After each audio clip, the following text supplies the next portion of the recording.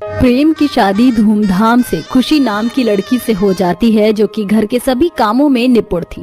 देखते ही देखते शादी को 5 साल बीत जाते हैं। पड़ोसन नीलम अपने पोते को खिलाते हुए यशोदा के पास आकर कहती है, अरे रे रे यशोदा, देख तो कैसे हंस रहा है मेरा तोशु। इसकी छोटी छोटी आंखें, उंगलियां कितनी प्यारी लग रही है ना। हाँ, वैसे बहुत प्यारा है। प्यारा तो है, पर तू कब हाथ में प्यारा सा पोता पोती लेकर घूमेगी मेरी तरह। मेरे बेटे ने 2 साल में ही मुझे पोते का सुख दे दिया, जबकि तेरे बेटे की शादी को 5 साल हो गए हैं। मुंह मीठा नहीं कराना चाहती क्या? अब तू तो ऐसे ताना कस रही है जैसे कि मुझे ही बच्चा पैदा करना हो। अरे ये तो मेरे बहू बेटे को सोचना चाहिए ना। मैं भी कितना कहूँ, कहने वाली बात थोड़ी है ये। कहीं तेरी बहू बांझ तो नहीं है, इसलिए शायद उसने अभी तक तुझे पोता ना दिया हो सकता है बांझ हो, तभी तो मुझे पोता पोती के लिए रुला रही है, करमजली कहीं की। जो भी है, मैं तो चली अपने लड्डू गोपाल के साथ खेलने। ले ले ले ले ले मेरा चिड़िया कबूतर। हंसते हुए नीलम यशोदा के जले पर नमक छिड़क कर चली जाती है।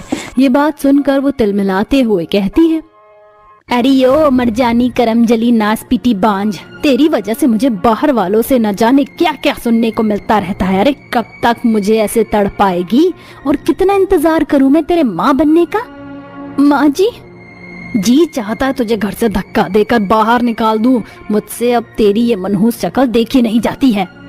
तभी यशोदा की दोस्त रमा, जो कि पेशे से डॉक्टर थी, वो उससे अचानक से मिलने आती है। अपनी बहू की बांझपन को वो बताती है। तभी रमा कहती है, अरे तू एक बार दोनों बच्चों का टेस्ट करवा कर देख, कुछ पता चला तो उसका हल भी जरूर मिलेगा। इतना मत सोच, ऐसे मत कोसा कर उसे। कभी सोचा है तूने उसके दिल पर क्या बीतती होगी? भाड़ में जाए मुझे क्या, और मैं क्यों अपने बेटे का चेकअप करवाऊं? सारी कमी तो इसी में है। नहीं, इस चीज के लिए बच्चे दोनों पर निर्भर होता है। तू एक बार बच्चों की दवाई टेस्ट करवा। तभी खुशी नाश्ता लाती है कि यशोदा उसे फिर से सुनाने लगती है, करमजली कल मुही, तेरे से कहा था मैंने कि यहाँ पर आजा, जो आ गई। मुझे तो लगता है तू ये सब जानबूझकर कर रही है। छी माँ जी, आपने ऐसा सोचा भी कैसे कि मैं माँ नहीं बनना चाहती हूँ? अरे ये अनमोल सुख तो सभी चाहते हैं।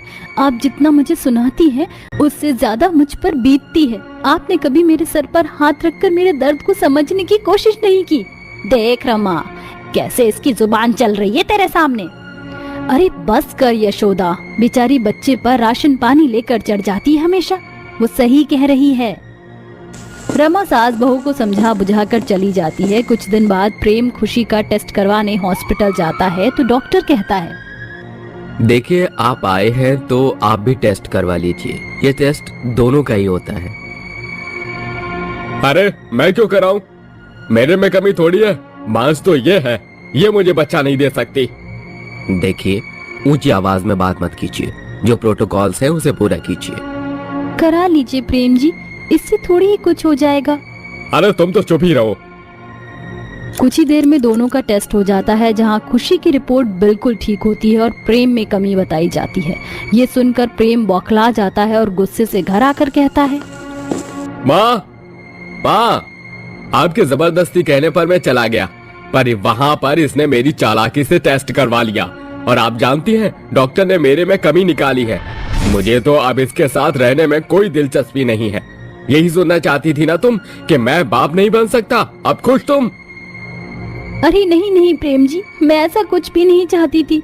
ये तो रिपोर्ट है, भला मुझे ऐसे करवा कर क्या मिलेगा? बस बहुत हुआ कुलक्षणी कहीं की।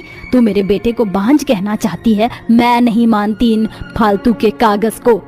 सारी कमी तुझ में है, इसलिए अब मेरे बेटे की दूसरी शादी करूंगी, वो भी तेरी आंखों के सामने, जब तेरी अकल ठिकाने आएगी। नहीं माँ जी, ऐसा मत कीजिए। मैं उनसे बहुत प्यार करती हूँ, उनकी दूसरी शादी नहीं देख सकती। सास के पैरों में गिरकर खुशी हाथ जोड़ती है, पर यशोदा उसे पैर मारकर अपने बेटे के साथ अंदर कमरे में चली जाती है। 1 हफ्ते के भीतर यशोदा अपने बेटे प्रेम की शादी एक अच्छी खासी लड़की से कर देती है। यशोदा खूब प्यार से अपनी दूसरी बहू को रखती है। प्रेम भी उसे अपने हाथों से कभी आइसक्रीम खिलाता तो कभी बाहर घुमाने ले जाता था। ये देखकर खुशी तिल तिल मरा करती थी। इस तरह 1.5 साल बीत जाते हैं, पर प्रेम की दूसरी बीवी पाखी भी मां नहीं बन पाती। तभी यशोदा अपना बर्ताव पाखी के साथ भी वैसा ही करने लग गई, उसे ताना देने लग गई। एक बार गलती से वो सास के ऊपर चाय गिरा देती है तो यशोदा कहती है, करमजली, तुझसे भी ठीक से काम नहीं होता, बांझ कहीं की। ऐसा कहकर गुस्से में वो पाखी को चांटा मारती है कि पाखी उसका हाथ पकड़कर कहती है, ना ना ना ना माँ जी, मुझे खुशी दीदी समझने की कोशिश मत करना। मैं सब जानती हूँ आपने उनके साथ क्या किया है, और बांझ मैं नहीं, आपका बेटा है, नामर्द कहीं का। उनकी रिपोर्ट की दूसरी कॉपी मेरे हाथ लग चुकी है, इसलिए मुझे आपके और आपके बांझ बेटे के साथ यहाँ अब नहीं रहना है। मैं किसी और से शादी करके अच्छी जिंदगी जीऊंगी। ऐसा कहकर पाखी अपनी सास को आईना दिखाकर अपना बैग पैक करके हमेशा के लिए वहाँ से चली जाती है। ये सब होता हुआ प्रेम और खुशी भी देख लेते हैं। 2 दिन बाद खुशी अपना मन हल्का करने के लिए बाहर टहलती है कि उसकी नजर सामने के अनाथालय पर पड़ती है और वो कहती है, लगता है यही मेरी असली मंजिल है। यहाँ से मैं एक बच्चे को अडॉप्ट करके उसे माँ का प्यार दूंगी और वो मुझे बच्चे का सुख देगा। अब वो ही मेरी दुनिया होगा। प्रेम और माँ जी को तो अब मैं पसंद ही नहीं। खुशी आश्रम जाकर 1 साल की बच्ची को अडॉप्ट करके ले आती है। बच्ची को देखकर उसकी आंखों में आंसू आ जाते हैं। अब से तू ही मेरी खुशी है, इसलिए तेरा नाम मुस्कान रखूंगी मैं, कि तुझे देखकर मैं हमेशा मुस्कुराऊंगी। उसे लेकर खुशी घर आ जाती है और उसके साथ खिलौने लेकर खेलने लगती है। मुस्कान घुटने चलकर आंगन में पहुंच जाती है तो यशोदा गुस्से से कहती है, अब ये क्या तूने नया तमाशा लगाया है, कहाँ से लाई है ये बच्ची? माँ जी, मैंने मुस्कान को अडॉप्ट कर लिया है, अब से ये मेरी बेटी है। क्या? एक तो तुमने मुझसे बिना पूछे बच्चा अडॉप्ट कर लिया, और वो भी लड़की, लड़का नहीं। हे भगवान, इस घर में और क्या क्या देखना पड़ेगा। पता नहीं किस खानदान की है, किस जात की है, किसका खून है, बस उठा कर ले आई। बस आप दोनों की मैंने बहुत सुन ली। आप दोनों को मुझे कोई फर्क नहीं पड़ता, इसलिए मैंने आपकी मंजूरी नहीं ली। ये मेरी बेटी है, मैं इसे इतना प्यार दूंगी कि आपको किसी जात, खानदान और खून की पहचान करने की जरूरत नहीं पड़ेगी। और मेरे लिए लड़का लड़की एक समान है। मैं अपनी बेटी के साथ बहुत खुश हूँ, है ना बेटा? अले ले ले ले, चलो चलो खिचड़ी खिलाती हूँ अब तुम्हें। अपनी बेटी के साथ खेलते हुए वो उसे खिचड़ी खिलाती है, उसके साथ खेलने लगती है। जब मुस्कान घुटने चलने लगती है तो खुशी उसे पकड़ने की कोशिश करती है। खुशी को बच्चे के साथ खेलता हुआ देख प्रेम का, पिता का प्यार उमड़ने लगता है। इस बच्चे की मुस्कुराहट कितनी प्यारी है। खुशी, एक बार मैं इसे गोद में ले लूं? सिर्फ थोड़ी देर के लिए। ऐसे प्रेम भी उसके साथ खेलने लगता है। 1 हफ्ता बीत जाता है। यशोदा का भी उस छोटी सी बच्ची को देखकर दिल पसीजने लगता है, पर वो उससे दूर ही रहती थी। मुस्कान घुटने चलकर खेल रही थी कि जमीन पर बैठी यशोदा की खीर की कटोरी में वह हाथ मार देती है और चिल्लाती है, जिससे मुस्कान रोने लगती है।